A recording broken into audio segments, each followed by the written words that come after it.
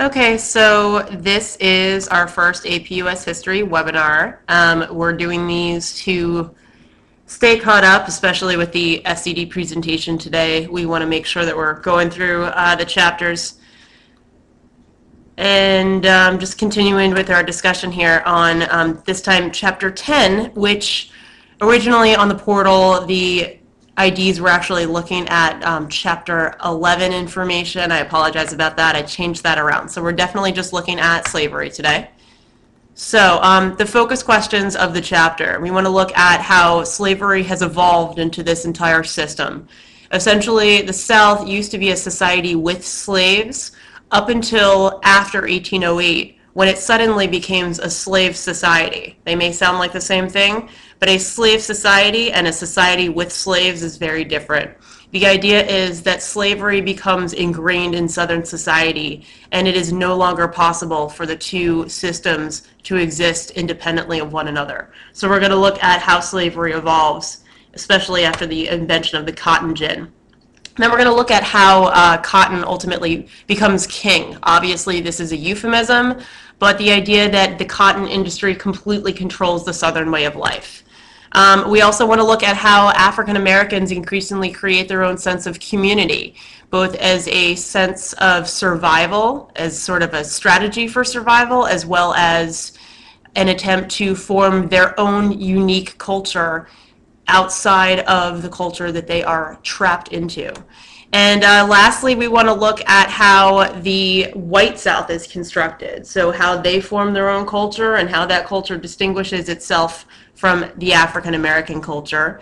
And with that, we want to see how they become increasingly defensive of the culture that they create, and how defending slavery is one way that they do that. So we're going to skip the Natchez community vignette at the beginning and move right on to the cotton gin and the way that the South expands from there. So as we discussed in class the other day, Eli Whitney, who's actually a Northern man, invents the cotton gin in 1793. And we're going to see that very quickly, because it makes the seeding of cotton so much easier, it is going to expand the South exponentially from its previous borders, because the demand for cotton is going to skyrocket, and also the draw to the cotton producing economy is going to increase dramatically. Many people see getting involved in the cotton industry as a way to make money, and so land in the South becomes increasingly expensive, and with that, increasingly difficult to obtain. And so many people are actually expanding farther west to try to start their own cotton industry. And so if we take a look at this map, we get a sense of how the South is continuing to push west after the Louisiana Purchase.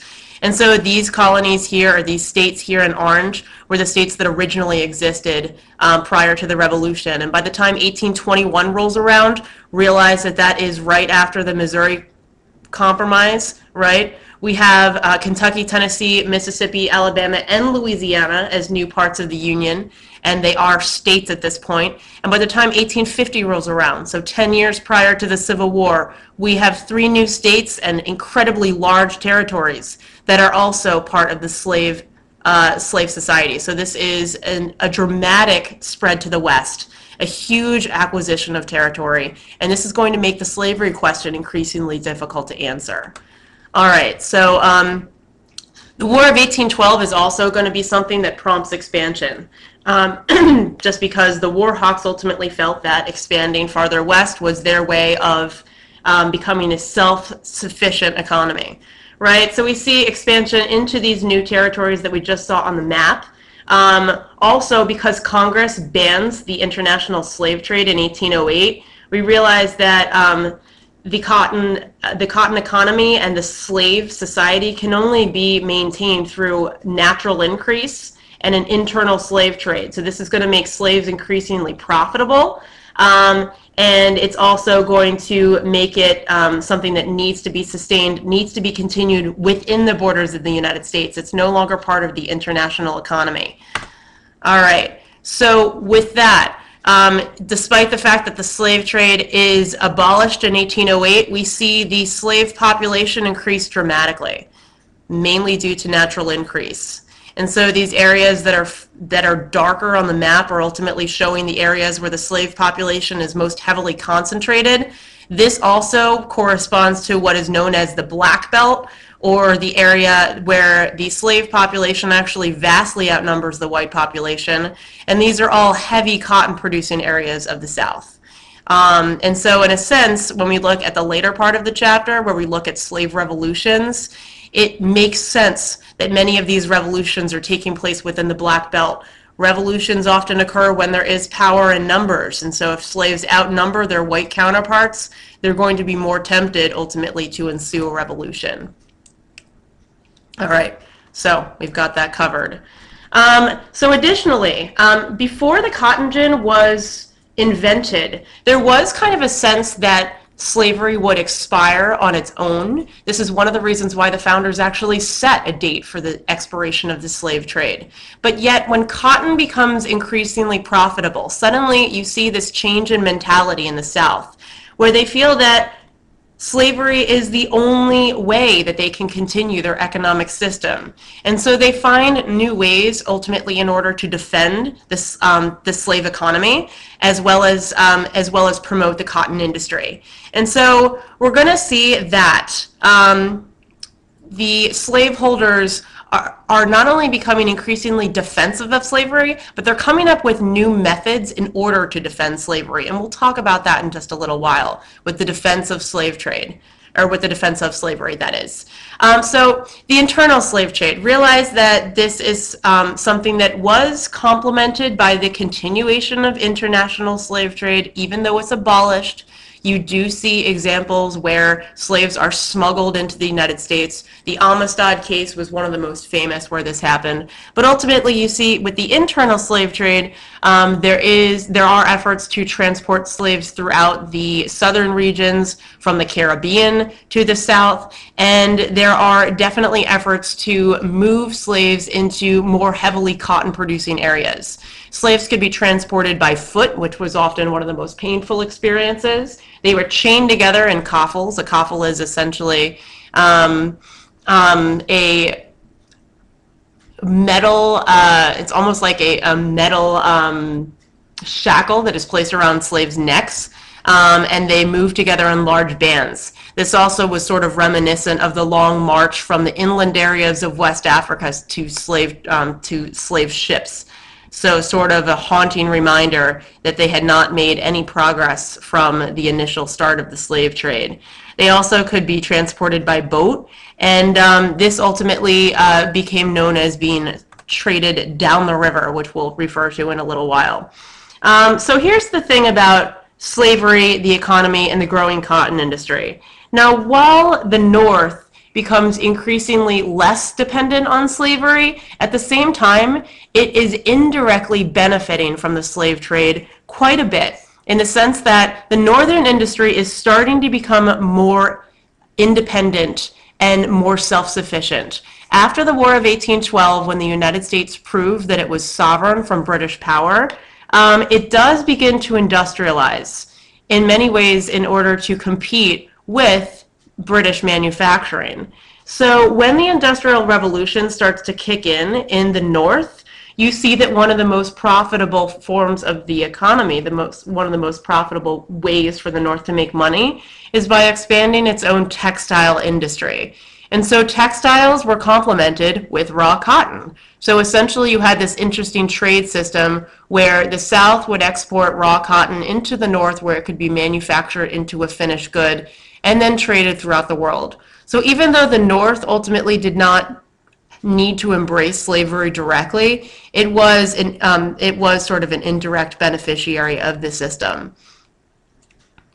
All right, so slaves. Ultimately, when you look at the years between 1790 and 1860, since the slave population grows from about 700,000 people to about 4 million people, you're going to see the development of a more distinctive African American community, and with that, the effort for African Americans to survive in a way that wasn't necessarily as directly stated previously. They realized that the slave system was something that would not die out on its own, especially with the growing profitability of cotton. And so when we say survival tactics, in a way, this is literally direct survival. Slaves, even though they were, in a sense, treated slightly better after the expiration of the international slave trade, they still experienced very, very poor living conditions. They had very meager housing. They lacked adequate clothing, and there was a very high infant mortality rate. Also, for slave children who did survive past infancy, they didn't really experience a sense of childhood that a typical white person would. They very quickly were exposed to the harsh realities of slavery. They were not at all educated, and they realized that one of the quickest strategies for survival that they needed to learn was a way to be subservient to whites and earn their favor, because otherwise they would receive punishments. So realize that slave labor takes a variety of forms, and some of them were considered much safer and much more popular than others, or popular just meaning desirable.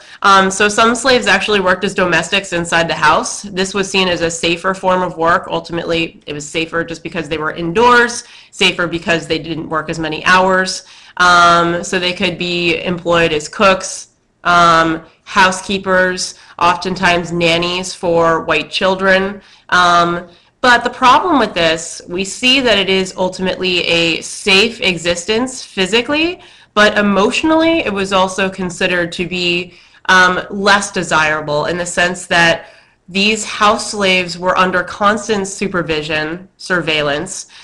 They also might very well be in contact with their masters much more frequently, so prone to more sort of emotional forms of reprimanding. You actually saw a lot of female house servants be subject to different forms of abuse, especially from their male masters. You did see some slaves actually work outside the home, as well as skilled workers, things like blacksmiths.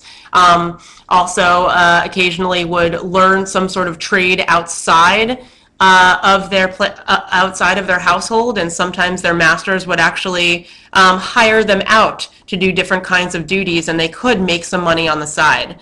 But the vast majority of slaves would work on the field, and these were the harshest working conditions. So literally, whenever there was sun, they would work. They often actually worked under a full moon as well, and they worked until the light was gone. So there was no such thing as a quota. In fact, oftentimes slaves would slow down their work so that they would be able to last longer.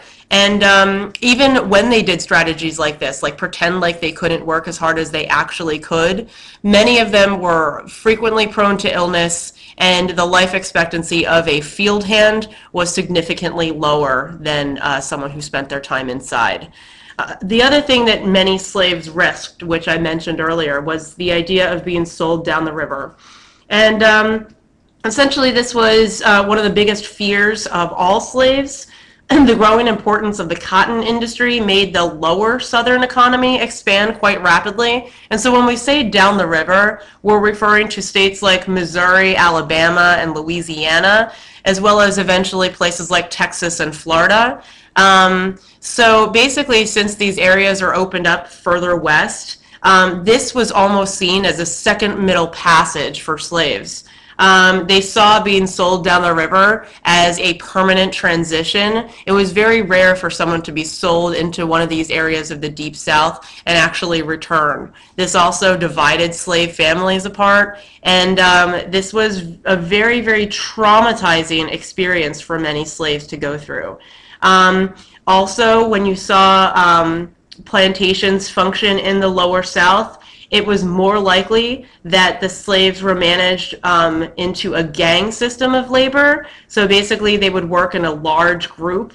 It was reminiscent to more modern forms of prison labor. They oftentimes were chained together while working, and they would have an overseer basically look at the type of work that they were doing. And if they were not working up to capacity, they were subject to frequent punishment. Okay, so how does the slave society ultimately make the African American community develop? You're going to see that The community definitely develops around family life and the church in particular. Slave marriages became very significant, even though they were not recognized by law. It was a way that slaves were able to develop their own kinship networks, and it was also a way that they tried to reject white paternalism. Now realize that literal blood families oftentimes were broken up. And so African Americans actually often developed what were called fictive kinship networks. So they would kind of create their own family even if it wasn't based on blood. This also can be kind of translated into more modern African American relationships. The notion of calling people who are not literally part of one's family aunts or uncles or potentially brothers and sisters was something that links all the way back to the fictive kinship networks during the slave trade. So African American religion. Now, the African American churches did develop on their own, and technically this was something that was not permitted from white paternalism, from a white sense of superiority. But in a way, the spread of Christianity was actually accepted by white communities for their slaves because they saw this as another way to justify slavery. Now, by saying that white families exposed their slaves to a more Christian lifestyle, this was a way that white people could actually defend the institution of slavery because they said that they were ultimately saving their slaves, kind of showing them a more benevolent lifestyle. So basically, religion was okay and accepted among slaves so long as it was a religion that came from a white source. And African Americans were allowed to worship on their own. In fact, segregating churches was something that was pretty common, and it wasn't really until some of the later slave rebellions took place that, that white people actually tried to take over and administer black churches yet again. So the Second Great Awakening, we already looked at the First Great Awakening earlier in the year. It's another religious revival that takes place in approximately it's around the early 1800s. And this religious revival was unique in the sense that it also spread to ethnic minorities. So not only did the Second Great Awakening affect slaves, but it also affected Native American cultures, it affected a number of women, and it also was very popular among the young American population. It started to make evangelical religion, such as Methodism and Baptism, or the Baptist faith, very popular. And this actually causes a wave of churches to start coming up in the southern region. So whites actually were really accepting of the Second Great Awakening and its effect on their slaves. Also, the slaves found this to be really valuable because they saw this as another way that they could have their own independent community from white people. Now, freedom or resistance. Now, resistance is sort of a difficult word to express when we're looking at slavery. Realize that some slaves did run away or escape, but the vast majority of them did not escape safely. Many of them ultimately would get lost, run out of food, and find that they had to turn around and return home, only to face severe punishment. So resistance actually was something that took many more sort of subtle forms. We'll talk about the slave revolts in a second, but to add on to different forms of slave resistance. Actually, a lot of times resistance was sort of an indirect manifestation of the slave culture. Oftentimes slaves made themselves appear lazy or slow so that they acted as though they could not do the work that was assigned to them. Now, this made it so that physically they had an easier experience. They would not work themselves to exhaustion in the field. But the adverse reaction to this kind of personality was that this made white people actually think that their slaves were mentally incapable of doing the work of a white man. So this was a way that white people could further justify the inferiority of the black race. Now, the more overt form of slave resistance that you guys see here is in the form of a revolt. And there are a handful of them, although you're going to see a pattern. It is very rare for any of them to be successful. And so the first two major revolts that occur in the history of slavery was Prosser's Rebellion, which took place in 1800, and then Denmark Vesey's Rebellion that took place in 1822. And both of these are unsuccessful, and both of them result in the conspirator, the lead conspirator, to be hanged along with many of their co-conspirators. And so Prosser and Vesey, actually both of them plan a rebellion, but the rebellion never actually occurs. Okay, so they were just hanged for thinking about staging a rebellion, not actually having one. All right, so the first real rebellion, the one that actually happened, was Nat Turner's Revolt, which was in 1831. And so ultimately what happens with Nat Turner is that he organizes a series of other slaves. They go out on a violent rampage, and they actually kill 55 white people before they are caught. Some of these people were women and children. Turner's co-conspirators were caught, and several of them were executed. And Turner actually was able to hide from the authorities for a few months until he also was caught and hanged for his crimes. And so you can see that slave revolts often end in disaster for the people that organize them. But in addition to that, it made many people who defended slavery increasingly afraid of the possibility of emancipation.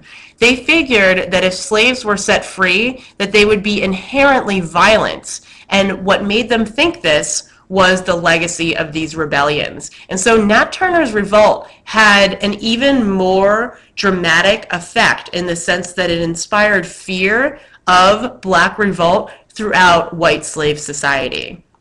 All right? You do have a very small group of free blacks that live in the South by the outbreak of the Civil War in 1860. And so these African Americans could have become free in a number of ways. Most likely, they were either freed by their master's will. This was actually relatively common. It was sort of a way for a slave owner to ease his conscience, to ultimately bequeath freedom to his slaves. You also did see some slaves who were able to make a bit of money on the side, maybe by hiring themselves out for a side job, or saving that money in another way, and purchasing their freedom. But this was incredibly difficult because slaves often cost upwards of $500, maybe even close to $1,000, which is tantamount to about $5,000, $7,000, $8,000 today. And so this was a vast amount of money for a black person to raise on their own when they had no actual full-time income. You saw that if you were a free African American, you likely lived in urban areas because this was where you would be most likely to get a job.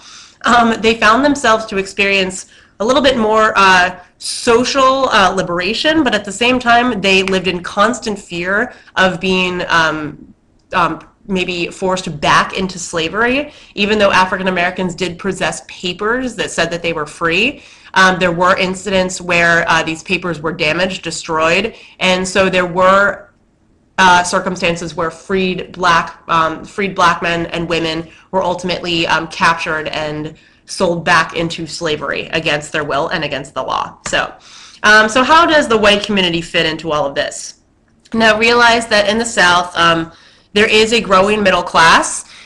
This middle class, just like the free black population, frequently lives in urban areas. You're going to see a little bit more of a reliance on trade, although the only major ports that are actually exporting items prior to the Civil War in the South are Charleston and New Orleans. Other than that, the economy of the South is still predominantly agricultural. You do see a growing bank industry, some industrial production in the form of factories, and you also do see a small sort of intellectual and professional development in the form of lawyers and educators. So essentially, you see that there is a little bit of urban development in the South, but it pales in comparison to what is happening in the North, especially after the Industrial Revolution. The vast majority of white people were still yeoman farmers. So they were sort of small, self-sufficient type farming. They ultimately did not farm for a large surplus. They would mainly farm in order to sustain their own lifestyles. They did not own slaves, and occasionally they would make a slight profit so that they could sell some of their surplus to another community. But ultimately, the yeoman farmers existed completely independent of slavery, and they were sort of the epitome of Jefferson's agrarian republic. The idea that the only thing that Americans were striving to do was own a small piece of land in order to produce enough to continue their own existence rather than to make a large-scale amount of money. But the group that we sort of ignore is the poor white people, which was a significant portion of the white population. So poor whites, this is where we get the term white trash, lived with absolutely no land, at least no land that they owned. Some of them existed as squatters in some form or another. They did not, in addition to not owning any land, they of course did not own slaves. Some of them actually did have some interesting relations with slaves, including some more romantic relationships. They also occasionally lived alongside slaves and did similar work to their black counterparts. The interesting thing about the poor white people, though, is that even though they had absolutely no property to speak of, and they socially existed along the same level as slaves, they tended to be the most ardent defendants of slavery because they found that it was the only thing that sort of justified their existence. They found that the only thing that distinguished them from slaves was the fact that they were white. And so they did oftentimes, despite the fact that they never owned a slave in their life, speak out as ardent proponents of the institution of slavery, and many of them you're going to see enlist in wide numbers when the Confederate States secede in the 1860s. All right, so the planter economy, they're ultimately the largest part of the economy, or largest part meaning that they own the most stuff. So planters, there were sort of smaller scale planters that only had a few slaves. Realized that most large-scale plantation owners tended to already have money. Also, a lot of prominent politicians we're going to see kind of meet the niche of the higher bracket of the planter aristocracy. So Andrew Jackson, as well as Thomas Jefferson, were definitely large-scale planters who had quite a few slaves. So they make up the planter elite, as we call them. So ultimately, the planter elite was kind of the bourgeoisie or even the aristocracy of the South. They tried to mimic the English aristocracy in many ways, and they were the ones who ultimately occupied most political positions in the South. And so they were the ones that were trying to defend the institution of slavery very ardently and convince those below them on the social ladder that owning slaves and being dependent on a cotton economy was the only way that the South would survive. Okay, so masters and mistresses, I mean, ultimately realized that a mistress, a white woman living in the South, had very little power. She ultimately was kind of seen as a symbol, sort of a possession, an ornament to her husband. She did very little to ever try to challenge her husband's leadership of the household. Occasionally, mistresses found themselves in a position where they tried to manage the economy of their household. They were often seen as sort of bossy and naggy towards their household slaves. But female mistresses, white women, had very little power on their own. Ultimately, their function was to serve, again, as an ornament to their husband and to produce children to continue the family tree. But other than that, I mean, in some ways, slave mistresses were seen as the most powerless in their society. So this sort of goes without saying that many, many slaves were subject to violence. Clearly, the violence took many different forms. whipping, different forms of beating, occasional death, but that actually was very uncommon until we get to the Jim Crow era. Enslaved women tended to have the worst of it because not only were they subject to the violence that their male counterparts would be, but they were often subject to sexual abuse, rape, and of course, children were born out of wedlock to these slave women, and it was very rare that these children had any idea who their father was, and it was most likely that their father was their white master, which sort of complicated the bloodlines of slaves and made it so that many slaves were just as white as they were black, yet they found themselves powerless on the black side of the plantation economy. And of course, if you were born into slavery, you remained a slave. So how does this manifest itself into kind of intellectual arguments both for and against slavery? So you're going to see that many slaveholders try to use more old school justification for their way of life. They often use the Bible as well as examples of slavery in ancient Rome, Greece, and Egypt, but they do not sort of draw the difference between that kind of slave trade and their own. In Greece and Rome, it was very common that slaves, and Egypt for that matter, that slaves were prisoners of war, that slavery was not meant to be a lifelong institution, and that often slaves would be able to purchase their way out of bondage at a certain point in their life, whereas in the United States, slavery was permanent. And the Constitution also had a provision that defended slavery, which is also going to make things complicated. Also, we're going to realize that by the 1830s, when the abolition movement starts to get underway, there will be a myth of the benevolent slave owner. Many people who own slaves are actually going to justify the institution of slavery by saying that slaves would never have been able to make it on their own without the help of the very, very nice and Christian slave owner who feeds and clothes his slave, makes sure that they go to church, and so on. So the idea of a benevolent master is very, very common throughout the South from the 1830s on. Also, after Nat Turner's revolt, as previously mentioned, the idea quickly spread that if a slave were left to his own devices, he would be inherently violent. And so that was another way to justify slavery.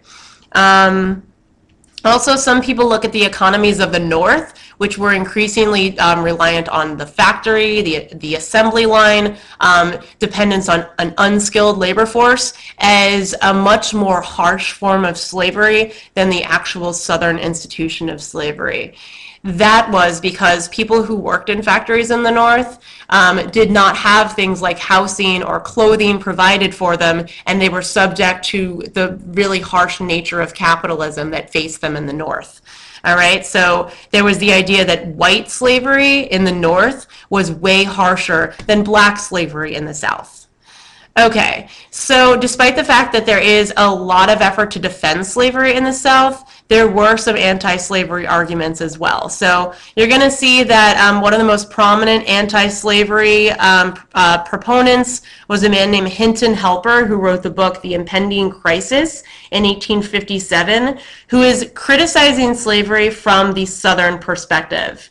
So one of the reasons why it's important to realize this is because the growing Southern argument to defend slavery is actually going to make it so that states actually feel that the best way to defend the institution of slavery is also to defend their right to govern themselves individually as a state. And so we're going to see that defending slavery is the same as defending a smaller decentralized government. And so when we get closer to the Civil War, those two ideas are intertwined, right? A big government is going to try to control your ability to own property, slaves, and so on. But a small government on a state-by-state basis, Virginia, Georgia, and so on, will make local decisions to determine whether or not a slave economy suits your society.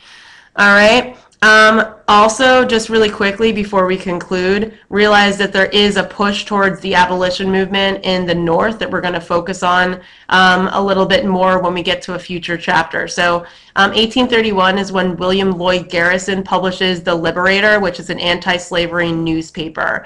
And he is considered a radical because he's in favor of the immediate abolition of slavery instead of gradual emancipation. And of course, we're going to see Frederick Douglass emerge into the spotlight around the same time. He was a slave who escaped and later actually did purchase his freedom in a symbolic way.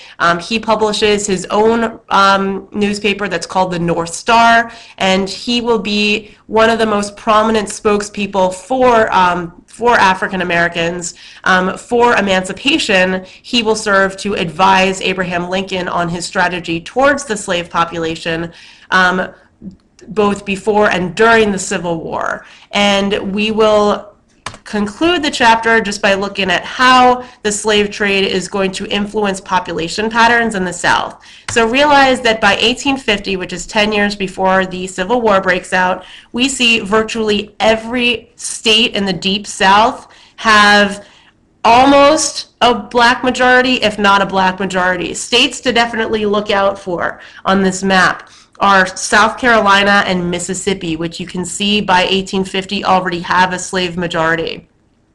So it is no surprise that a state like South Carolina is going to be very ardently in defense of the institution of slavery, as well as a strong state-controlled government. It also is not a surprise that South Carolina and other states in the Deep South, the down the river portion of the South, will be the first states to secede in the Civil War. Going back to the PowerPoint just for a second, again, just realize that this is also going to be important for representation. The 3/5 compromise that we talked about with the ratification of the Constitution did allow slaves to count towards the population for representation.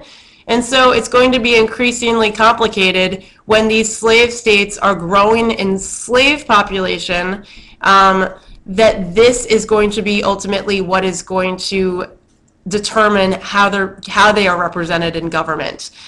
But with that, the northern population is still growing much faster than the southern population. So we're going to realize that by the time the 1850s roll around, the South is going to feel very threatened by the very heavily populated North. And so they feel that they are going to be consistently underrepresented in the federal government, which is going to make them nervous. And it makes them particularly nervous by 1860 when Abraham Lincoln wins the presidential election because he just cannot secure enough votes in the South. And so just to kind of be aware of the different major events in the chapter, this is represented in your chapter, but these are the key events you should be familiar with. The key themes that you should pay attention to throughout the chapter are how Western expansion plays into the slavery question, also how slavery is going to be an increasingly prominent factor in Southern government and in the Southern insistence to have a localized and decentralized government. The gag rule, something significant that I did not talk about explicitly, but this basically makes it illegal for Congress to debate slavery at all. This is going to continue until the 1840s. So realize that even though the abolition movement starts out in 1831 or so, it is not even allowed to be a topic of conversation in the national government until the 1840s. So this kind of allows the both defense of slavery as well as the abolition movement to gain further momentum before it actually becomes a political issue. So that's basically the chapter on slavery. If you guys have any questions, definitely feel free to shoot me an email. But this chapter is a little bit of a continuation of the previous chapter on slavery, and hopefully this was relatively clear, and hopefully it wasn't overly boring. All right, thanks guys, and have a good Thursday.